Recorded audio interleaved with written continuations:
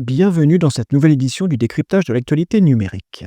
Voici les 3 actualités que j'ai retenues pour septembre 2025.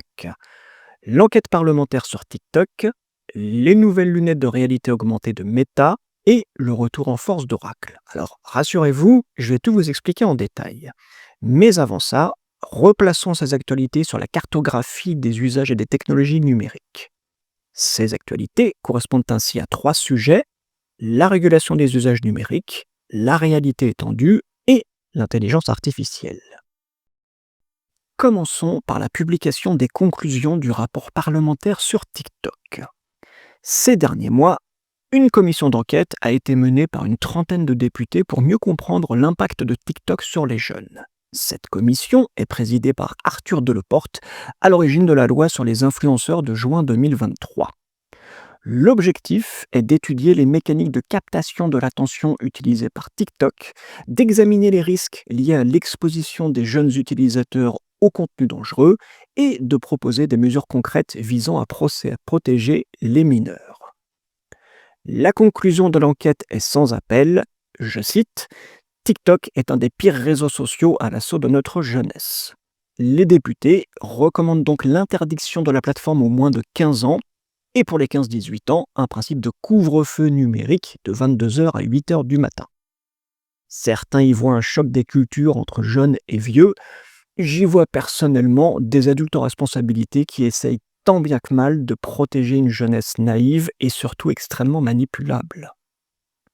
Si le Parlement s'intéresse à TikTok, c'est parce que cette plateforme sociale est extrêmement populaire auprès des jeunes, et pas n'importe quels jeunes, les préadolescents qui dès 10-12 ans sont exposés à tout et n'importe quoi, surtout n'importe quoi. Il y a ainsi plus de 200 millions d'utilisateurs de TikTok en Europe. C'est également la plateforme sociale la plus populaire aux États-Unis depuis peu. Voilà pourquoi le président Trump s'y intéresse également, car elle fait de l'ombre aux géants numériques américains, Instagram, Facebook, YouTube et ainsi de suite.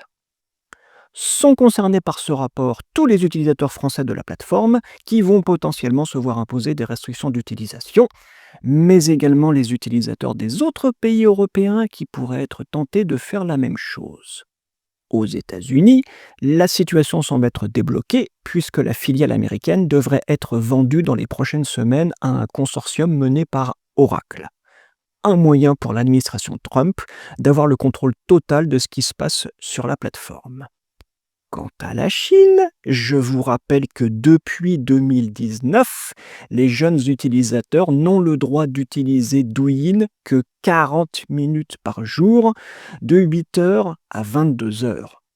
Eh oui, les concepteurs de la plateforme, eux, savent à quel point elle est dangereuse et elle peut provoquer de l'addiction. L'impact de ces limitations va être une limitation de l'audience et de la durée d'exposition. Ceci va se traduire nécessairement par une baisse de revenus publicitaires pour la plateforme, ainsi que pour les créateurs de contenu. Vous aurez donc compris que la tactique recommandée par les parlementaires est de mettre la pression sur les annonceurs et sur les créateurs pour petit à petit asphyxier la plateforme, qui, je vous le rappelle, est détenue par des capitaux privés, donc n'a de compte à rendre à personne, si ce n'est au Parti communiste chinois. Donc oui, je valide complètement ces recommandations. Pour en savoir plus, je vous recommande le rapport de la commission d'enquête parlementaire, l'article du MIT sur les restrictions d'usage de Douyin en Chine et mon dernier article sur le panorama des médias sociaux. Poursuivons avec les nouvelles lunettes de réalité augmentée qui viennent d'être dévoilées par Meta. C'est lors de la conférence annuelle Connect que le fondateur et patron de Meta, l'éditeur de Facebook, Instagram et WhatsApp, a dévoilé la 3e version des lunettes de réalité augmentée qu'il commercialise en partenariat avec EssilorLuxottica, les Ray-Ban Meta Display. 2 très grosses nouveautés sont proposées sur cette nouvelle paire de lunettes: un système de projection sur le verre intérieur pour afficher les informations, ainsi qu'un bandeau haptique pour capter les mouvements des doigts. Comme dans les anciennes versions, ces lunettes connectées peuvent diffuser de la musique via les haut-parleurs dans les branches, ils peuvent également prendre des photos ou capturer des vidéos, ils peuvent enfin transmettre vos questions à votre smartphone pour que l'assistant numérique de Meta baptisées Meta, puisse y répondre. La différence avec la nouvelle version de ces lunettes est que les réponses ne sont pas simplement dictées, elles sont affichées sur le verre de droite. 13 ans après les Google Glass, les lunettes de réalité augmentée sont de retour et ce coup-ci, elles semblent être viables, ce qui est une grosse nouveauté. Les équipes de Meta avaient déjà présenté l'année dernière un prototype très avancé de lunettes de réalité augmentée, le projet Orion, qui embarque des technologies incroyablement sophistiquées, mais avec un coût de revient de 25 000 $, donc impossible à produire à grande ou à petite échelle. Les Ray-Ban Display sont en revanche commercialisés à 800 $, ce qui en fait un produit grand public et non un démonstrateur technique, comme ont pu le constater les journalistes qui les ont essayés. Oui, il existe de nombreuses autres sociétés qui commercialisent leurs propres lunettes de réalité augmentée, comme Snap avec les Spectacles, comme Amazon avec les EcoFrame ou comme Alibaba avec les Quark. Il y a également de nombreux projets en développement chez Google, Samsung, Apple et ainsi de suite.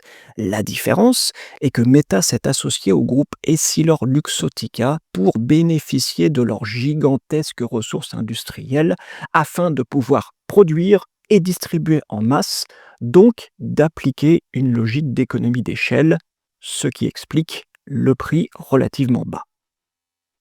Sont concernés par ces nouvelles lunettes tous les geeks qui vont se précipiter sur ces nouvelles paires car elles proposent des fonctionnalités sacrément cool. Mais potentiellement, tous les porteurs de lunettes, soit 7 personnes sur 10 en France, qui pourraient également être intéressés par la reconnaissance visuelle, la traduction instantanée ou simplement l'affichage interne. En ce sens, ces lunettes intelligentes sont le parfait complément des montres et oreillettes connectées. Disponibles le 30 septembre aux États-Unis, les Ray-Ban Display ne seront malheureusement pas commercialisés en Europe avant 2026.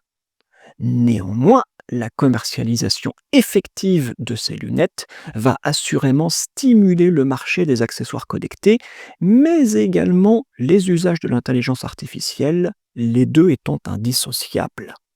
C'est en tout cas la conviction de Mark Zuckerberg, le patron de Meta, qui veut imposer son assistant numérique au marché pour ne pas se laisser dépasser par ChatGPT, Gemini, Copilot et ainsi de suite. Pour en savoir plus, je vous recommande mon article sur les Ray-Ban Display et la réalité augmentée grâce à l'IA, un précédent article qui détaille les ambitions de Meta, et un autre article qui parle de la réalité mixte et du masque Vision Pro de Apple. Terminons avec le patron d'Oracle qui est devenu l'homme le plus riche du monde la semaine dernière. Oracle est l'éditeur du système de base de données qui porte le même nom.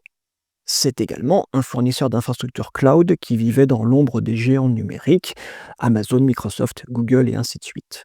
Mais c'est justement le fait qu'Oracle est une alternative aux grandes sociétés technologiques qui a poussé l'éditeur de ChatGPT à nouer avec eux un partenariat à 300 milliards de $, qui a été rehaussé quelques jours plus tard à 500 milliards de $, pour la création de 5 gigantesques centres de données afin d'accompagner la croissance du célèbre chatbot. Il n'en fallait pas plus pour que les spéculateurs du monde entier se ruent sur l'action d'Oracle dans l'espoir de faire une plus-value rapide, ce qui a fait la fortune du plus gros actionnaire d'Oracle, à savoir son fondateur et patron, Larry Ellison. Ce partenariat est important car il signe le retour d'Oracle sur le devant de la scène informatique. Pour mémoire, Oracle est le premier éditeur de bases de données. C'est également le principal membre du consortium qui va racheter à ByteDance et héberger la version américaine de TikTok. Et pour cela, ils ont investi des sommes colossales dans la construction de gigacentres de données. Le partenariat avec OpenAI va donc permettre à Oracle de rattraper son retard sur Amazon, Microsoft, Google et ainsi de suite en matière d'infrastructures cloud, celles qui vont servir à faire tourner toutes ces intelligences artificielles de dernière génération. Sont concernés par cette annonce tous les boursicoteurs qui ont profité de la hausse subite du cours de bourse d'Oracle. Sont également concernés Les utilisateurs de ChatGPT, dont l'éditeur OpenAI, s'est trouvé un nouveau partenaire industriel pour remplacer Microsoft, qui se montrait un petit peu trop entreprenant avec eux. Souvenez-vous qu'il y a presque 3 ans, Microsoft avait surpris tout le monde avec l'annonce d'un investissement de 10 milliards de dollars dans ce qui était à l'époque une petite start-up, mais qui est devenu, avec ChatGPT, le fer de lance de la révolution de l'intelligence artificielle, ce qui n'a pas plu à l'ogre de Seattle ainsi qu'aux autres actionnaires. Ce retour sur le devant de la scène va permettre à Oracle de revendiquer la 5e place du marché mondial du cloud computing, mais ça va surtout leur faire une très bonne publicité pour ces nouveaux centres de données de dernière génération, ceux qui sont équipés des fameuses puces NVIDIA nécessaires à l'entraînement des modèles génératifs. Tout ceci va accentuer la pression sur le marché avec une nouvelle vague d'investissement, un peu comme une fuite en avant pour créer des IA toujours plus puissantes, toujours plus coûteuses, à l'image de GPT-5 ou de Grok 4 qui auraient coûté plusieurs centaines de millions de dollars, alors que le chinois de DeepSeek, eux, n'ont utilisé que 300 000 dollars pour entraîner leur dernier modèle R1, qui propose néanmoins des performances quasi équivalentes.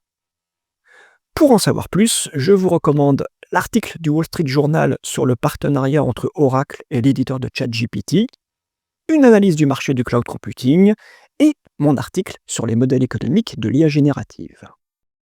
Pour conclure, je vous propose de positionner ces actualités sur la matrice de priorisation des usages et technologies numériques, avec en axe vertical le potentiel, donc le bénéfice attendu, et en axe horizontal l'impact, donc les difficultés de mise en œuvre. L'enquête parlementaire sur TikTok et les restrictions qui vont probablement en découler va avoir un impact négatif sur l'audience et les campagnes que vous pouvez mener sur TikTok. Je recommande une évaluation de la portée de vos publications sur cette plateforme sociale, ainsi qu'une réorientation de vos campagnes sur d'autres supports comme Instagram ou YouTube. Les nouvelles lunettes de réalité augmentée de Meta vont mettre un gros coup de pression aux autres fabricants qui vont redoubler d'efforts pour sortir des produits équivalents, donc stimuler les ventes, donc inciter les éditeurs à s'intéresser à nouveau à la réalité augmentée et assurer potentiellement le portage des concepts et des applications déjà conçus pour le Vision Pro d'Apple. Certes, le marché est embryonnaire, mais je vous recommande une étude d'opportunité sur les applications de réalité augmentée. Enfin, la percée d'Oracle sur le marché du cloud computing va également mettre la pression aux autres grands acteurs. La bonne nouvelle est que vous n'avez rien à faire, si ce n'est potentiellement de renégocier avec vos fournisseurs des tarifs à la baisse pour les prestations relatives à l'intelligence artificielle ou au cloud computing, car il va y avoir une offre plus diversifiée et plus compétitive. Enfin, voici comment nous pourrions hiérarchiser ces sujets sur la pyramide des besoins en transformation numérique. Les probables restrictions de TikTok vont avoir un impact sur les activités marketing et de communication de votre entreprise. Ceci n'est pas à prendre à la légère, car les médias sociaux sont le principal canal d'acquisition d'audience. Il va donc y avoir des ajustements à faire. Les nouvelles lunettes de Meta vont être extrêmement bénéfiques pour évangéliser la réalité augmentée auprès du grand public, mais également auprès des marques qui ont besoin de valoriser leurs produits et de concevoir de nouveaux services à valeur ajoutée pour réenchanter leurs clients. La pédagogie sur la réalité augmentée, virtuelle ou mixte est indispensable pour bien faire comprendre ces nouveaux usages. Enfin, le comeback d'Oracle n'est a priori pas impactant pour votre entreprise, si ce n'est pour les équipes techniques en charge des ressources informatiques. C'est néanmoins un signal fort envoyé au marché. Les nouvelles technologies, comme l'intelligence artificielle, le cloud ou le edge computing, sont les nouveaux leviers de croissance pour les entreprises. Mais ça, il faut l'expliquer et il faut rassurer à ce sujet. Quels que soient les impacts, il est essentiel de nourrir une culture numérique interne pour pouvoir accompagner ces changements dans la durée et internaliser des compétences au fur et à mesure. Voilà pourquoi la priorité doit être donnée à l'acculturation numérique pour pouvoir faciliter l'évolution des mentalités, notamment par rapport au cloud, et pour faciliter l'adoption de nouvelles pratiques, par exemple la réalité augmentée. Ceci conclut notre décryptage de l'actualité numérique du mois de septembre 2025. Merci pour votre attention. Je vous donne rendez-vous le mois prochain pour une nouvelle édition. Mais entre-temps, je vous invite à me retrouver sur fredcavazza.net et sur acculturation-numérique.fr. Bonne fin de journée.